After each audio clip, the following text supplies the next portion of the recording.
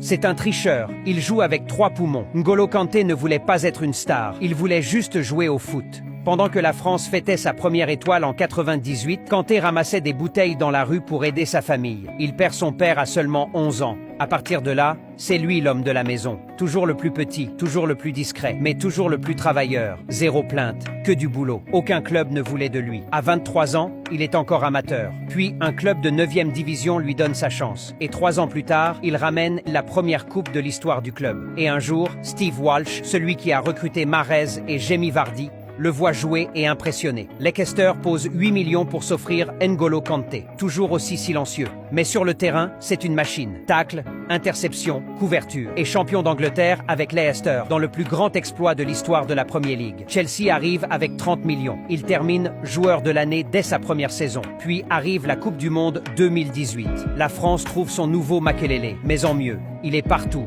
À gauche, à droite, au centre. Il ne se fatigue jamais. À la finale contre la Croatie, on lui diagnostique une intoxication alimentaire. Mais il joue. Et il brille. Il aurait pu devenir comptable. Il est devenu une légende. Et pourtant, il n'a jamais changé.